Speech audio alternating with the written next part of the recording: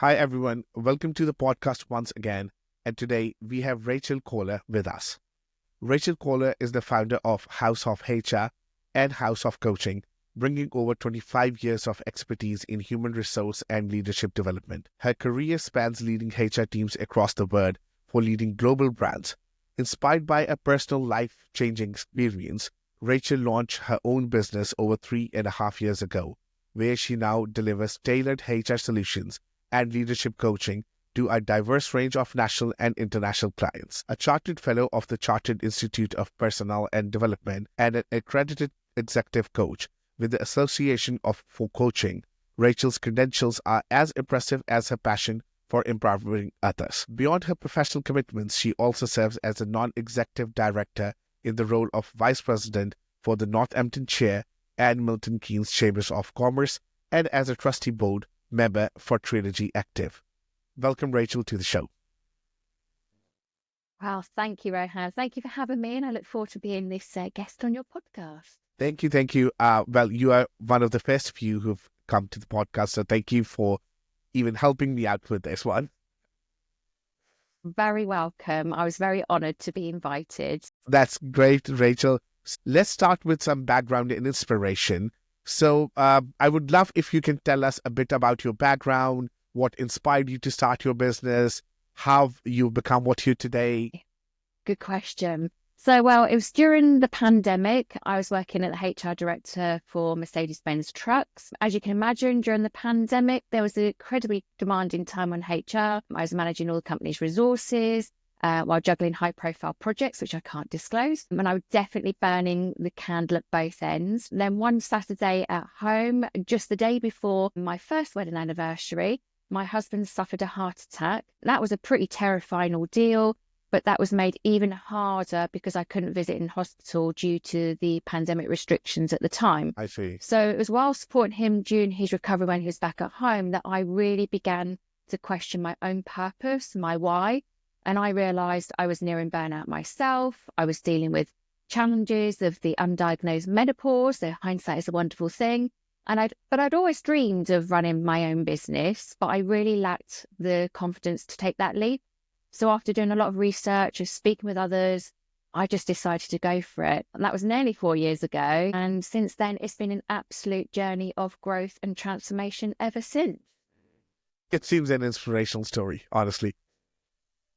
Thank you. Yes. And, someone working at a company like Mercedes and then, thinking to start their own business, it's a big leap of faith, I guess. Absolutely, it was. Yeah. So coming from that and now coming to your challenges and successes, what challenges have you faced as a business owner and how did you overcome them? I would say the biggest challenge is actually learning how to actually run a business. I know HR and leadership development inside out, but suddenly I had to become knowledgeable about sales, marketing, IT, and so much more. Different hats every time. Was definitely absolutely. And that was, for me, a really steep learning curve. But I kind of felt that reflecting on it now, I felt that I overcame it by leveraging things like free webinars, online materials, obviously networking through other business owners and experts, and just asking for help and continue learning have definitely been key for me. Exactly. This is the best thing, I always say that always be ready to ask for help. It's not bad if you want to ask for help. Absolutely. Yeah. So if you know people, you have friends, go ask them. You will get something out of them. You will learn a thing or two. So yes, a great thing. And after, overcoming your challenges, wearing multiple hats, trying to do marketing, trying to do sales and everything, what was the first and the major milestone in your business that you achieved and you're still proud of? I think this is a hard thing to think about. And I think for me, if I reflect on probably last year, was being proud to surpass the 3-year mark in business. And that's a major milestone, given that the statistics says that 90% of businesses fail within that time frame. I was pretty proud to achieve that. And another personal achievement last year for me actually was earning my accreditation as an executive coach. And that's been really significant to me because I operate in an unregulated industry. So leadership, executive career coaching is all unregulated. And I definitely value professional credibility and the expertise that that formal training provides, and hopefully reassures my clients that I know what I'm doing. When we read your intro, you're associated with some local chambers and some local bodies as well. What are you doing with them, and how is that helping you shape your business, or how are you giving your input back, or what you've learned back to the community? If you can elaborate about those things. Yeah. I think, well, one of the first organisations I joined when starting my own business was the Chamber of Commerce, because I knew it had credibility. A lot of the larger corporates I'd worked with had belonged to the Chamber over the course of the year. So I thought, if it's good enough for them, it's good enough for me. And I connected with them early on. I put the effort in. I was involved in training, networking, and I just built up my contacts very, very quickly. Obviously, I'd launched a business during COVID. So initially, a lot of that was done online. Then when they had the first exhibition after kind of the lockdown was lifted, that's when I finally got to meet all these amazing people online. I finally met them in person. And like I say, it's putting that effort in. And I think I put a lot of effort into that membership, and that was repaid in a number of different ways, which led me to then decide, actually, how do I give back to the Chamber and the business community around me? And that was actually joining the board a few years ago, and last year becoming a vice president as well. And again, it's just constantly thinking about how you connect people, who knows this person that can know that person that can help that person. And you will know, like me, that kind of networks are invaluable in terms of who can help me in my business. But obviously, when I meet a lot of people probably starting out similar to my journey 3.5 years ago, is who can I point them in the direction of as well? Who helped me at the time, or what resources do I know that I can refer them to as well? Okay. So it's so great to know that your business is now at a point where you think that you're in a position to give back to the community.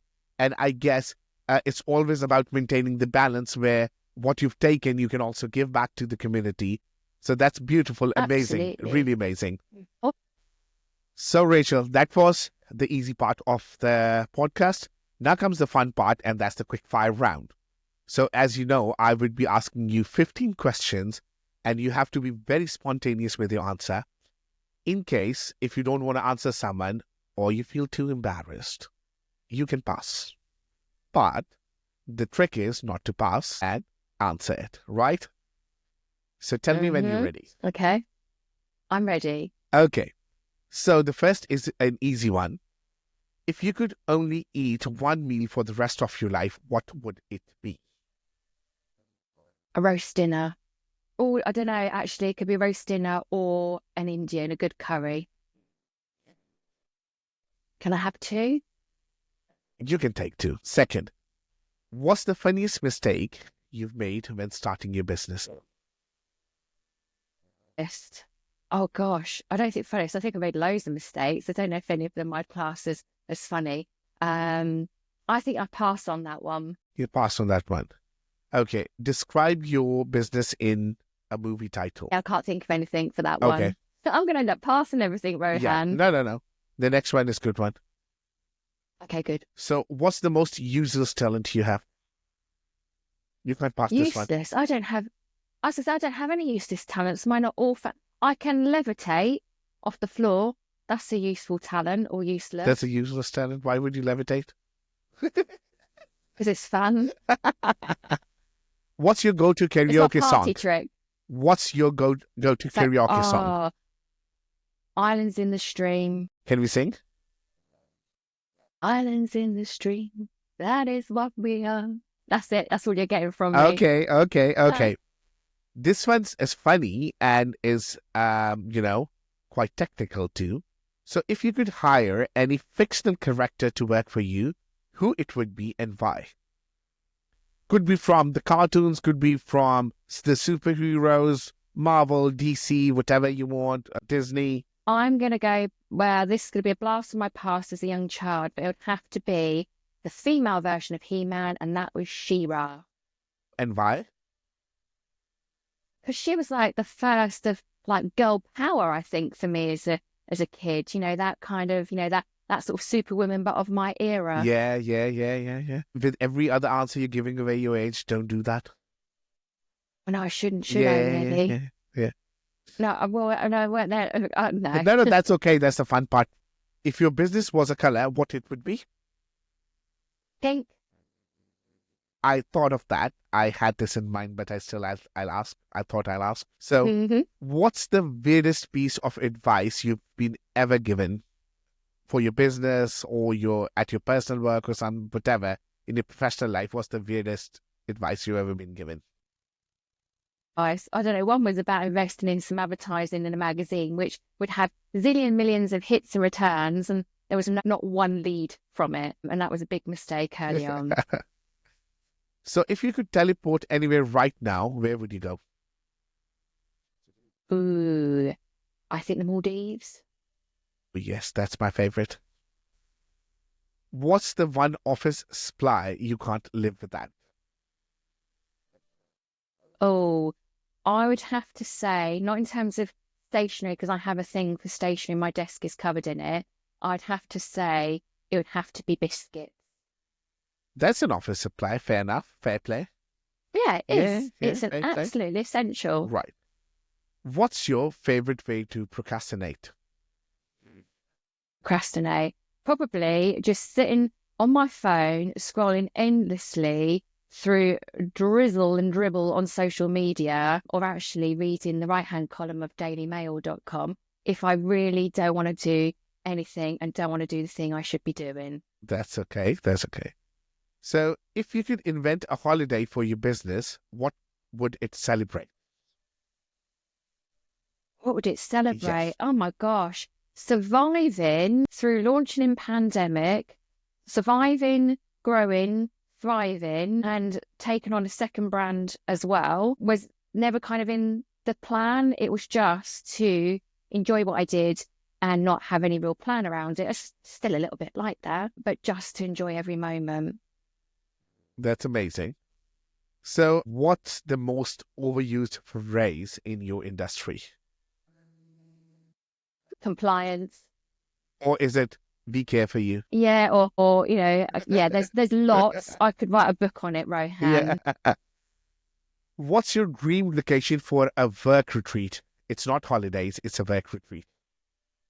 Ooh, a work retreat. I'd probably say not far from me, but Fawsley Hall, just outside Daventry. So They you do a would wonderful love to remain afternoon tea. local.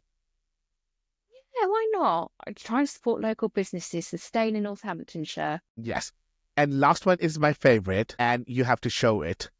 What's the most random object on your desk right now? Random object. It's got to be this little octopus. Oh, that's cute. That's cute. It's a pencil topper, so it's random. I don't know why, but it's just to go on the top of a pen, and it makes the pencil obviously very heavy. Yeah. But a good But I one. like A good one. A good one. Rachel, that was an amazing quick fire round. I know you passed a few, but you've done amazing. Especially I've loved the random object on your desk. So my next Thank question you. is there a thing that you think you would do differently for your business if you were given a chance? Absolutely, 100%. I wish I had started networking while I was still in my corporate role. So back then, back in, I don't know, 2021, I had no idea that networking existed, and I did not know how essential and impactful networking could be. So for me, it was like that journey was discovering a hidden world with its own set of rules.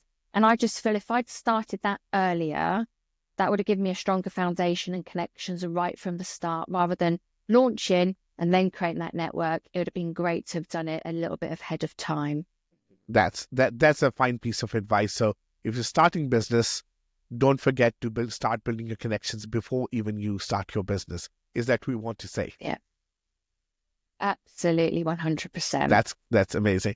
So coming to unique selling points for your business, I know there's HR. A lot of people do HR. Might be there a lot of people who are doing the same things. What do you think sets you apart from other people in the industry or in the vertical that you are pursuing in your business? And this comes back to when I was first thinking about starting my own business, was starting with clarity. Know your why and the value you're going to bring. And then for me, that's building the network. Don't be afraid to ask for advice and guidance. And I just think see as running a business as a continuing learning process.